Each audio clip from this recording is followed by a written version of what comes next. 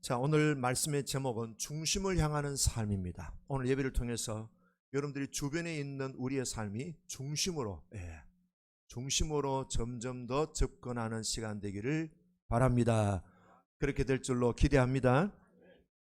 현재 서울시장이 오세훈 시장입니다.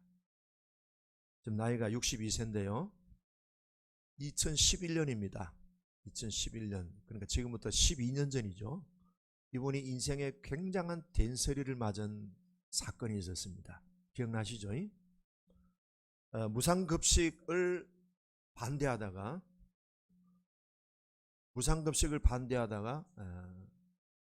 주민투표를 했는데 시장직을 걸고 했어요. 시장직을.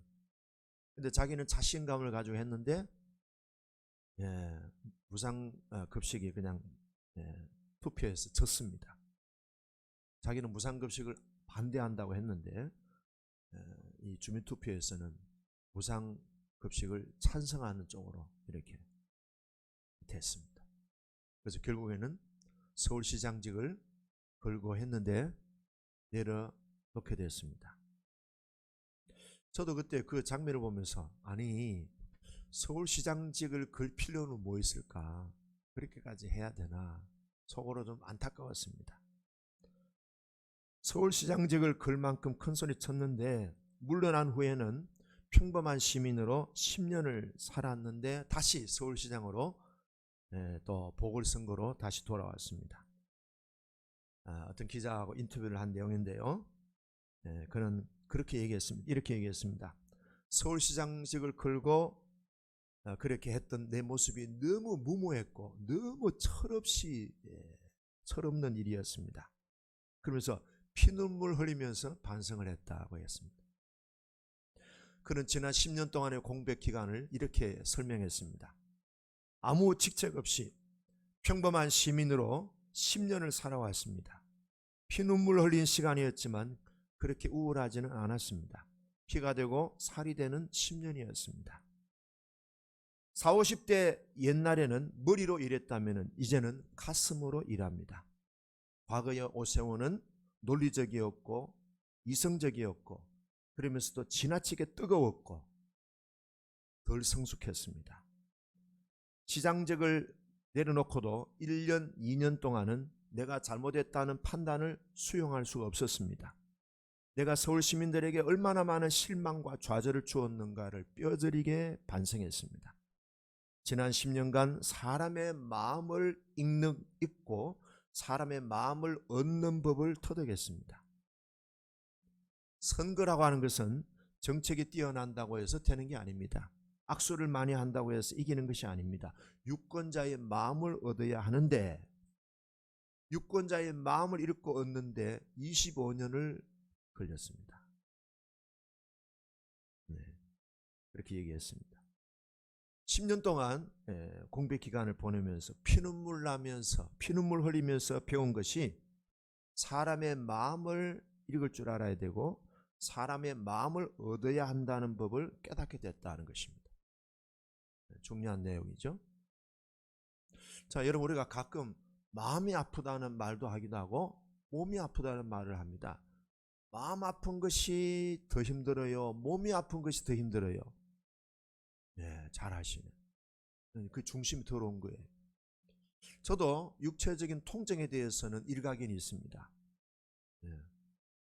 마취 없이 제가 수술을 했으니까. 근데 마음의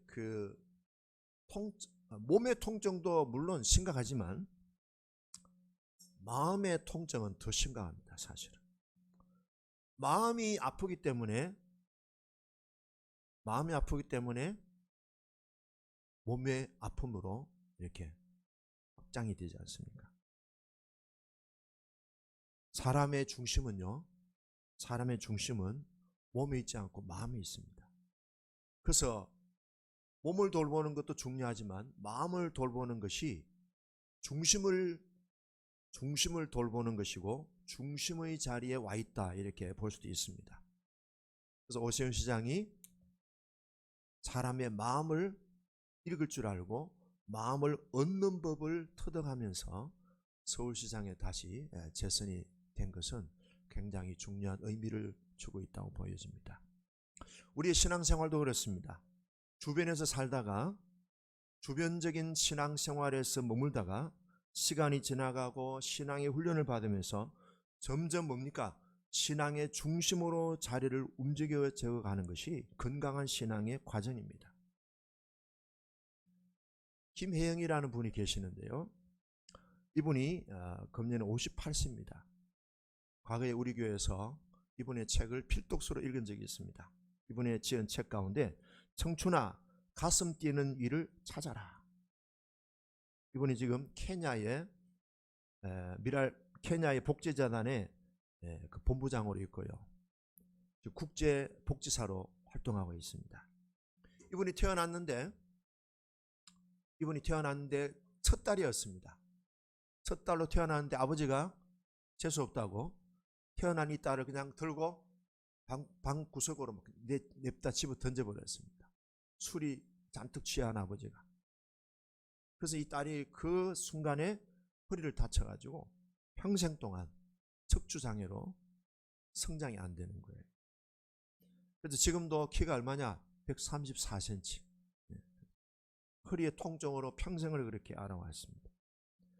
근데 딸을 그렇게 재수 없다고 딸을 내던져버리고 척추 변형이 일어나 장애인을 만든 아버지는 나중에는 이 딸이 초등학교 6학년 때에 그만 자살로 생을 끝냈습니다. 이 딸의 어머니는 또 정신질환을 앓다 보니까 딸에게 자주 폭행을 하고 폭언을 했습니다. 너 같은 장애인이 태어났기 때문에 우리 집안이 이렇게 망했어. 너가 아버지가 그래 됐고 내까지 이렇게 됐어. 너 때문에 내가 이렇게 됐어. 너는 태어나지 말았어야 해. 얼마나 저주스러운 말들을 이 딸에게 말을 많이 했는지 14살 되던 해에 집을 나왔습니다. 도저히 견디지를 못했어요.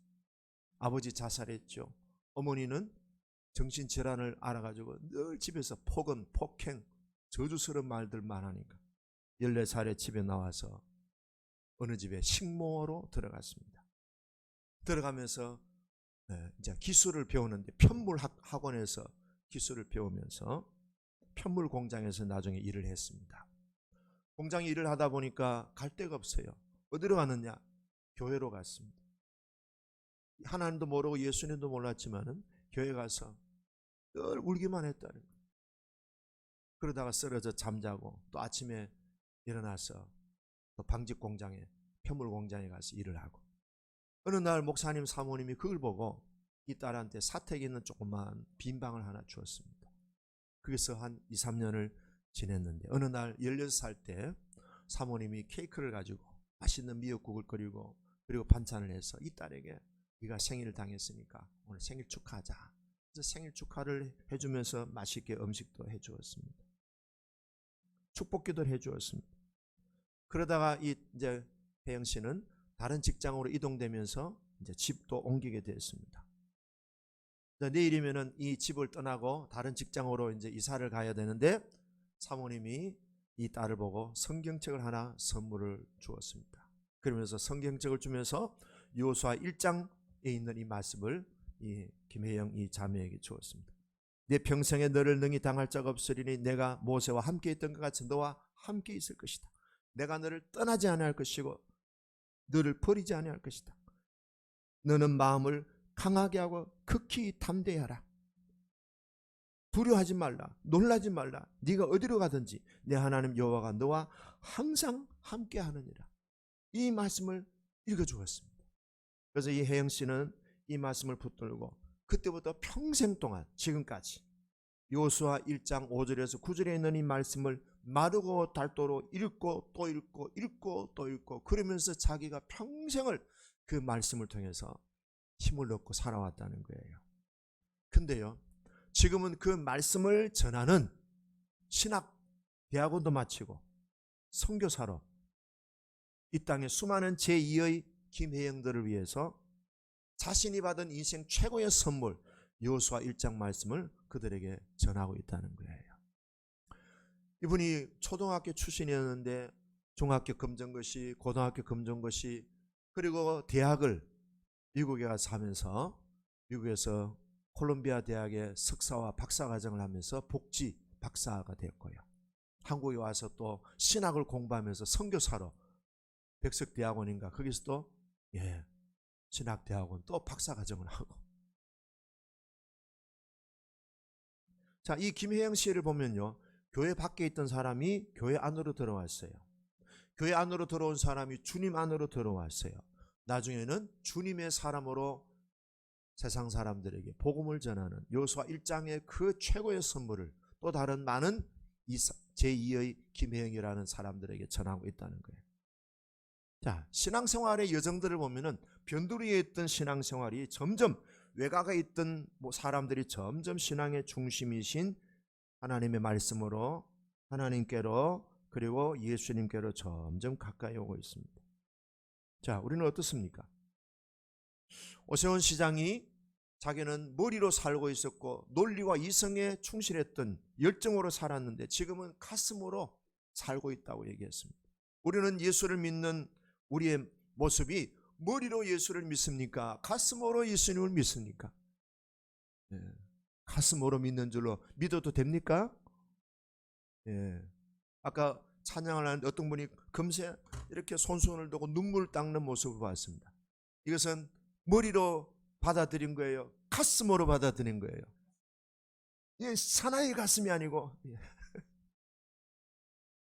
아주 참 너무너무 뭡니까? 굉장히 여유 있는 유연한 그런 가슴. 그 가슴으로 마음으로 하나님의 은혜가 임하니까 눈물이 나오고 손수건이 등장하고 티슈가 등장하는 거예요. 자, 우리의 신앙이 예수를 믿을 때 처음 동기는 문제 해결을 위해서 주님에게 오는 사람 많습니다. 축복을 사모하면서 축복을 얻기 위해서 오는 사람도 많습니다. 좋습니다. 다 그런 과정들을 거쳐서 옵니다. 그런데 그 축복과 우리 개인의 어떤 문제 해결을 위해서 예수님이 문제 해결해 주시는 나의 대상자로 예수님을 바라보고 의지할 수 있습니다. 근데 거기에서 좀 더 우리가 이제 중심으로 오자는 거예요. 중심으로 오면은 예수님이 나의 주인이 되시고 예수님의 뜻이 이제는 내 뜻이 되고 이제는 내가 내 인생을 사는 것이 아니라 그분이 나를 통하여 살아가는 그분의 사람으로 살아가는 중심으로 점점 가까이 가고 있는 것이 우리의 신앙의 여정입니다. 그래서 이 찬송을 부른 거예요. 하나님께로 더 가까이 갑니다. 고통 가운데 계신 주님, 변함없는 주님의 크신 사랑, 영원히 주님만을 섬기리. 하나님께로 더 가까이, 하나님께로 더 가까이 갑니다. 다시 한번, 하나님께로 더 가까이 갑니다. 고통 가운데 계신 주님, 변함없는 주님의 크신 사랑, 영원히 주님만을 섬기리. 아멘. 하나님께로 더 가까이. 오늘 예배를 통해서 하나님께로 더 가까이. 하나님께로 더 가까이는 뭡니까? 하나님의 마음 안으로 들어가는 거예요. 그래서 주님의 마음이 내 안에 있고 내 마음이 주님의 마음과 연합되는, 내가 이새의 아들 다윗을 보니 내 마음에 드는 사람이라. 마음에 드는. 우리 송재영 장로님이 훌륭한 아내를 만났어요. 외모를 봤어요? 재산을 봤어요? 아니면 재능을 봤어요? 마음을 봤겠죠. 대답 안 하지만은 저는 마음을 본 줄로 믿습니다. 당신을 보니 내 마음이 합한 자라. 그래서 결혼한 거예요. 누가 주례했어요? 네, 제가 주례했습니다. 참 인간이 그죠? 지를 자꾸 자랑하려고 그래. 아이고 참. 저를 보면서 인간의 참 추악함을 보게 되는 거죠. 자, 오늘 114편은 바로 그런 내용입니다. 바벨론 포로 생활에서 70년 동안 살던 이스라엘 백성들이 뭐예요? 바벨론에서 해방을 얻어서 본국으로 왔습니다. 근데 본국에 와서 막상 꿈에 그리던 예루살렘에 와서 보니까 나라가 너무 막막했습니다. 집들은 무너져 있고요, 도로들은 황폐져 있고요, 성전은 완전히 잿더미가 되어 있고요, 사람들의 민심은 흉흉해 있고요, 그리고 아수르 사람들, 온갖 외국 사람들이 와서 잡다한 그런 민족을 이루는 걸 보면서 이스라엘 백성들이 포로 시절에서 꿈에 그리던 그런 나라가 아니었어요. 너무 척박했고 너무 황량했습니다. 와, 이렇게 척박하고 황량한 이곳에 어떻게 다시 민족 이스라엘을 재건하고 무너진 성전을 다시 재건축을 할 수 있을까? 막막했던 겁니다. 그때 이스라엘 백성들이 묵상한 게 뭘 묵상했겠습니까? 출애굽하게 해주신 하나님을 묵상한 겁니다. 조상들과 열조들의 애굽에서 나왔던 이스라엘 백성들을 광야를 지나가고 그리고 가나안 땅을 정복하게 해주셨던 그 출애굽의 하나님을 묵상하다 보니까 아무리 척박하고 황폐한 이 땅이랄지라도 그때 역사하셨던 하나님은 지금도 동일하게 살아서 역사하는 줄로 믿습니다. 할 수 있습니다. 됩니다. 그런 자신감을 가지고 선포한 것이 114편입니다. 자, 1절 읽어봅니다. 1절 시작.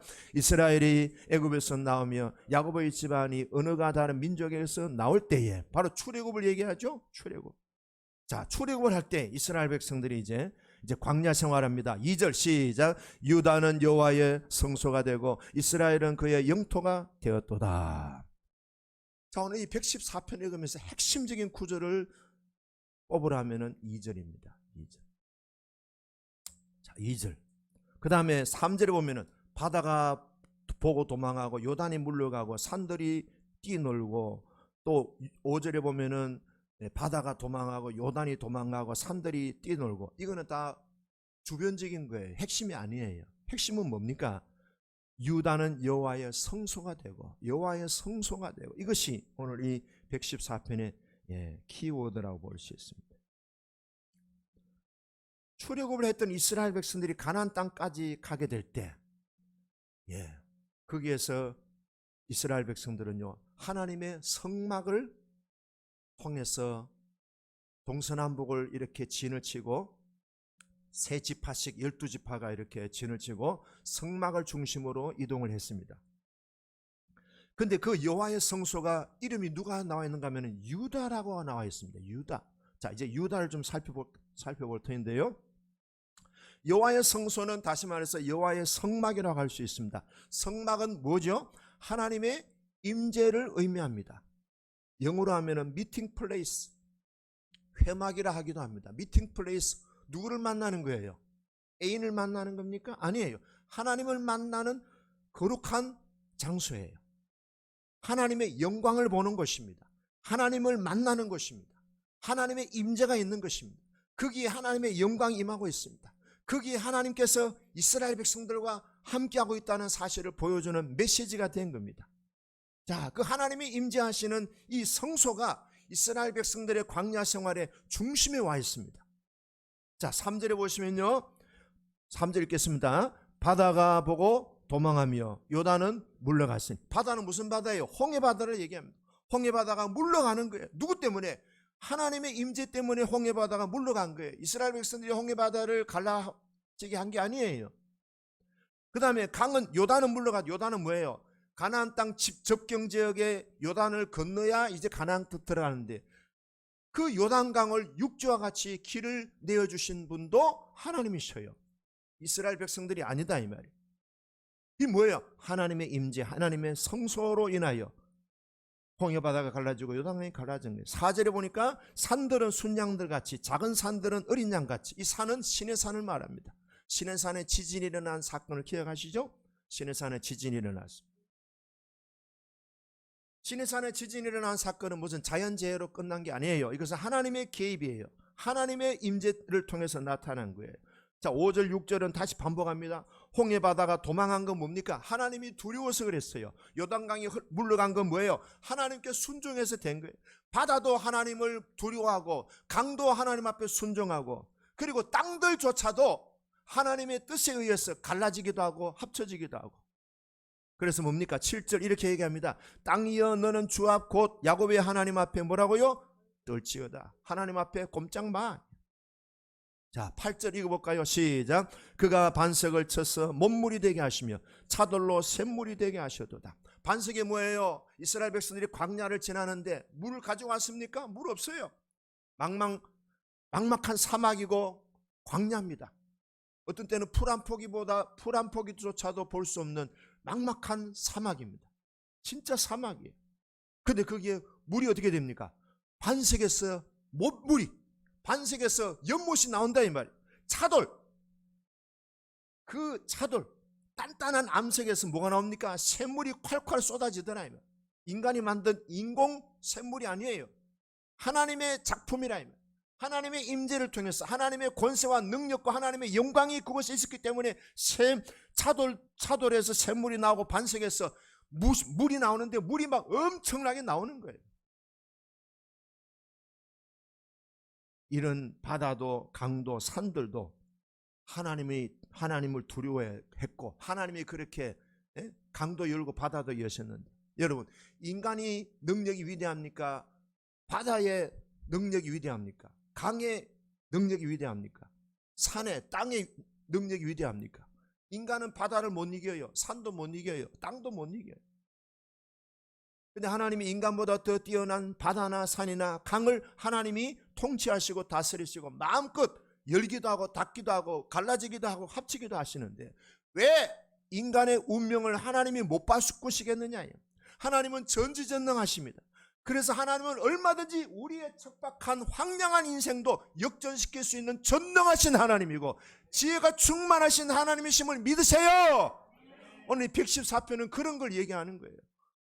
돌아온 이스라엘 백성들이 황량하고 황폐한 이스라엘 땅을 보면서 낙심하고 좌절하고 절망하고 한숨 쉬는 현장에 출애굽 사건을 묵상하면서 하나님은 우리 이스라엘 민족의 역사를 반전시킬 수 있다.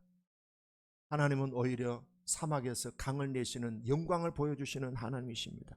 하나님은 우리의 완벽함이 아니라 우리의 인간의 연약함 속에서 하나님의 살아계신 권능과 영광과 지혜를 나타내 보여주시려고 하는 거예요. 그래서 사도 바울도 고린도전서 1장 26절에서 세상에 미련한 사람들을 택하사 지혜 있는 자들을 부끄럽게 하십니다. 하나님은 세상에 약한 자들을 택하셔서 강한 자들을 부끄럽게 하셔요. 하나님은 세상에 천한 것들을 택하사 고상하다고 생각하는 사람들을 부끄럽게 하셔요. 하나님은 멸시받는 사람들을 선택해서 교만한 사람, 잘난 사람들을 부끄럽게 하셔요. 하나님은 없는 사람들을 택해서 나는 많이 있다고 자랑하는 사람들을 부끄럽게 하셔요. 자, 여러분, 나는 없다고 생각하세요? 나는 남들보다도 열등하다고 생각하세요? 나는 가난하다고, 나는 배운 게 없다고, 나는 능력이 없다고, 나는 잘생긴 게 없다고, 나는 흙수저 출신이라고 생각하십니까? 예. 약한 자를 들어 강한 자를 부끄럽게 하시는 그 하나님 중심으로 오시기를 주의 이름으로 축복합니다. 변두리에 있지 마세요. 중심으로 오시라고.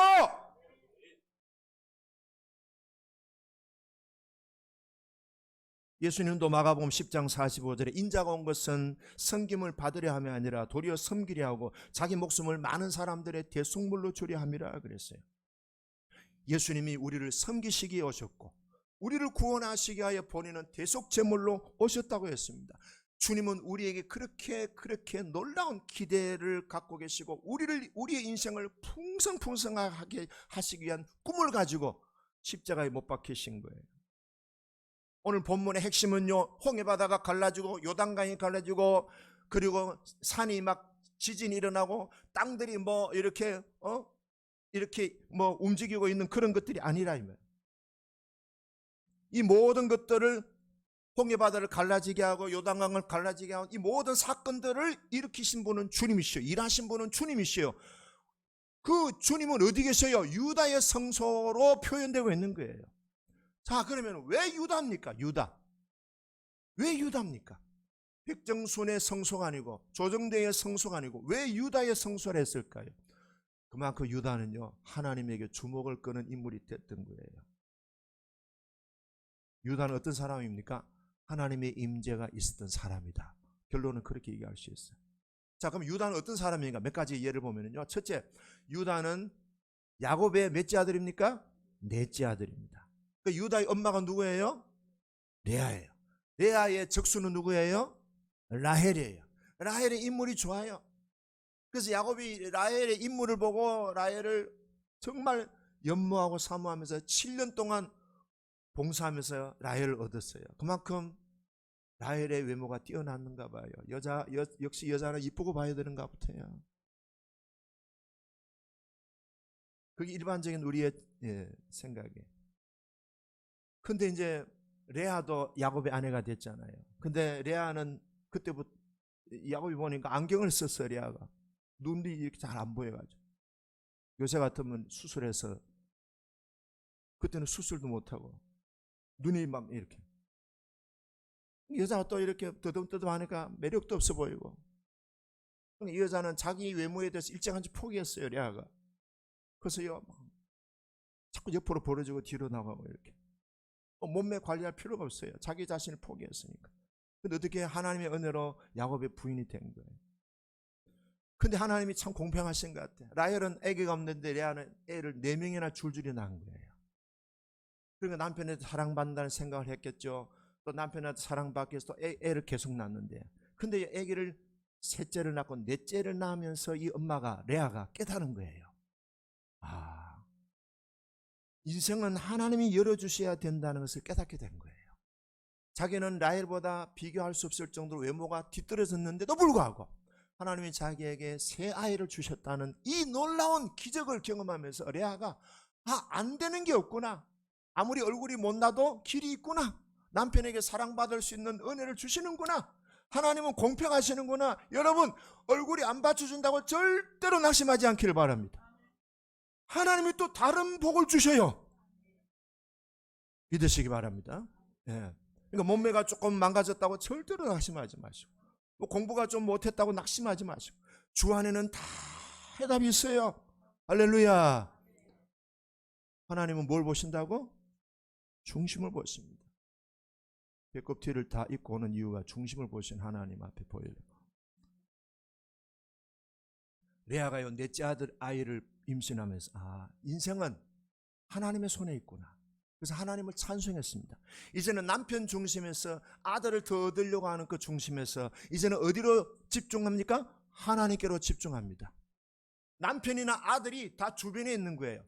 신앙의 중심이 되신 하나님께로 향하면서 내가 이번에 아들을 낳으면은 여호와께 찬송, 이름을 뭐라고 지었죠? 유다. 유다라는 뜻은 하나님께 찬송이라는 뜻이에요. 마음이 하나님께로 이동이 된 거예요. 우리도 아들 때문에, 남편 때문에, 돈 때문에 인생의 어떤 문제를 해결하기 위해서 시작은 그렇게 하지만은 그런 과정들을 통해서 하나님을 찬송하는 그 신앙의 중심에 위치하시기를 축복합니다. 그 다음 장면 하나 있는데 이건 넘어가겠습니다. 시간이지만. 다말 사건인데요, 다말 사건에서 주는 핵심이 뭔가 하면요, 시아버지 유다와 며느리 다말과의 관계, 이건 불륜이 아닙니다. 그런 눈으로 보시면 안 돼요. 이것은 고엘 제도라고 있고요, 형사 취수 제도, 계대법이라는 것이 있는데요, 대를 이어야 하는 그런 그 당시에 유대 전통이 있었습니다. 왜 대를 이어야 되느냐? 대를 잇는 가운데 어떤 인물이 나오는가? 메시아가 나온다고 하는, 왕의 후손이 나오고 왕 중에 왕이 나온다는 그런 여성들의 비전이 있었어요. 영적 비전이에요. 근데 그것을 다말이 그 비전을 품고 비록 수치스럽게 창녀로 위장했지만 시아버지를 통해서 자식을 낳게 되는 겁니다. 근데 그것에 대해서 유다도요 아주 정말 정직하게 자신의 잘못을 용서하고 책임을 졌습니다. 자, 그 사건인데요, 그렇게 해서 야곱에게는 12아들이 생기고 12아들 가운데 또 이제 그 아버지 야곱의 장자권을 이어받는데, 그 아버지 야곱의 장자권을 이어받은 사람이 첫째 아들 루벤입니까? 둘째 시몬입니까? 셋째 레위입니까? 넷째 유다입니까? 아니면 11번째 요셉입니까? 12번째 베냐민입니까? 유다입니다. 유다, 넷째. 자, 유다에 대해서 왜 유다의 성소가 됐는가? 자, 사건은 그렇죠. 요셉이 애굽에 팔렸습니다. 애굽에 팔려가지고 10년 동안 노예 생활을 했습니다. 그것도 모자라가지고 3년 동안 또 감옥에 갇혀가지고, 누명을 써가 감옥에 갇히잖아요. 근데 요셉에게는 항상 하나님의 은혜가 있습니다. 그래요. 준비된 사람에게는 반드시 기회가 옵니다. 깨어있는 사람에게는 반드시 기회가 옵니다. 어느 날 애굽의 왕이 꿈을 꿨는데 아무도 꿈을 해석해 주질 못해. 근데 꿈을 해석해 주는 요셉이 유능한 사람인 것이 알려져서 결국에는 왕 앞에 가잖아요. 왕이 꿈꾸면 7년 풍년 올 것이고 7년 뒤에는 흉년 올 겁니다. 풍년 동안에 흉년을 잘 준비하시고 오히려 그 풍년을 통해서 나라의 재정이 풍성하게 될 것입니다. 그리고 7년 기근을 준비하십시오. 그랬더니 왕이 하는 말이 너에게는 하나님의 신이 있는 사람이다. 너는 하나님의 신이 있다. 나는 뒤에 그냥 있을 테니까 네가 다 해라. 실질적인 실세는 네가 왕이다. 네가 다 해라. 네 마음대로 해라. 내가 너를 믿는다. 그래서 요셉이 왕권을 가지고 이 애굽을 다스리잖아요. 근데 풍년이 지나가고 2년째 기근이 왔을 때 가나안 땅에 있던 야곱의 가족들이 식량을 사러 애굽에 왔습니다. 애굽에 왔는데 몇 명이 왔습니까? 10명의 자식들이 오니까 요셉이 딱 보고 알아차린 거죠. 그때가 언제입니까? 요셉이 형들한테 팔려서 나온 약 20년 만에 만난 거예요. 그래가지고 이렇게 저렇게 해서 이제 뭐 과정 생략하고요. 나중에 이제 베냐민을 데리고 오면은 너희들은 스파이가 아니다, 첩자가 아니다 인정해 줄 테니까 베냐민을 데리고 와라. 그래서 베냐민은 아버지가 제일 사랑하는, 아버지 야곱이 제일 사랑하는 아들이에요. 그래서 베냐민을 데리고 오려고 하는데 아버지가 안 놓아주는 거예요. 또 1년을 보내고 결국에는 양식이 없다 보니까 유다가 낳습니다. 아버지, 이 자녀들 손자 손녀들 굶어 죽게 하면 되겠습니까? 베냐민을 내가 책임질 테니까 저 동생을 내가 돌볼 테니까 가서 책임지고 데리고 올 테니까 아버지 나를 믿고 베냐민을 데려가도록 허락해 주세요. 그래서 야곱이 베냐민을 유다한테 맡기고 기다리는 거죠. 자, 베냐민을 데리고 애굽에 왔죠. 요셉을 만났습니다. 요셉은 베냐민을 보고 한눈에 자기하고 형제인 걸 알게 됐죠. 그래가지고 베냐민을 볼모로 잡으려고 했는데 그 사건이 이제 창세기 44장에 나옵니다. 창세기 44장. 베냐민을 볼모로 잡고 너희들은 다 고향으로 가라 했는데 그때 나선 사람이 유다였습니다. 왜? 유다가 베냐민을 책임지기로 했기 때문에. 그래서 그때 나온 유다가 이렇게 얘기합니다. 창세기 44장 18절에서 34절. 세계 최고의 명연설이라 그랬어요. 이 내용에서요, 유다는 요셉을 주님이라고 각듯이 존경합니다. 그리고 자기 아버지 야곱의 마음을 거의 완벽할 정도로 알고 그 아버지의 마음을 호소합니다. 그리고 뭡니까? 자신을 종으로 얘기하면서 동생 베냐민을 보내주십시오. 우리 베냐민은 아버지에게는 정말로 아버지 생명보다 귀한 존재입니다. 이 베냐민이 없이 아버지 인생은 지옥 같은 인생입니다. 이 동생을 살려주십시오. 대신에 내가 동생 대신에 노예가 되겠습니다. 여기서 요셉이 형제를 보면서 눈물을 쏟는 거죠. 자, 이 내용이 왜 그렇게 감동을 주었을까요? 여기에서 우리는요, 십자가의 원리를 볼 수 있습니다. 나를 내어주고 동생을 살리려고 하는 유다의 마음, 그 유다의 마음이 어디에서 나옵니까? 아버지를 공경하고 존경하는 마음에서 나옵니다. 그래서 유다는요, 아버지에게 베냐민을 돌려보내려고 하는 그 아버지에 대한 존경, 아버지에 대한 공경심, 그리고 어린 베냐민을 살게 하기 위해서 자신을 기꺼이 십자가에 내어주는 예수님의 대속의 사건을 적나라하게 보여주는, 마치 예수님이 하나님 아버지에게 나를 십자가에 매달고 이 나 많은 사람들을 대신 살려주세요 라고 하는 십자가에 못 박히신 예수님을 보여주는 적나라한 장면들이 유다의 그 모습에서 나오는 거예요. 자, 나중에 이제 유다의 이 장면을 요셉이 울고 형님들 요셉이다 22년 전에 형님들이 나를 애굽에 파는 그 나 장본인이라고 아버지를 모시고 오라고. 그래서 야곱이 이제 나중에 애굽으로 오잖아요. 그때 야곱이 유다의 이 스토리를 듣고 얘기를 듣고 네가 내다 따라다 네가 내다 만나버려. 너의 마음이 내 마음이다. 이게 쉬울까요? 이게 쉬울까요? 이게요 쉽지가 않아요. 김재원 집사님, 아내의 마음이 내 마음이다. 돼요? 아직도 싸우잖아요. 그죠? 네가 올린 내가 올린. 이게 하나님이 우리에게 주시는 하나님과 나와의 연합. 참 힘들잖아요. 그죠?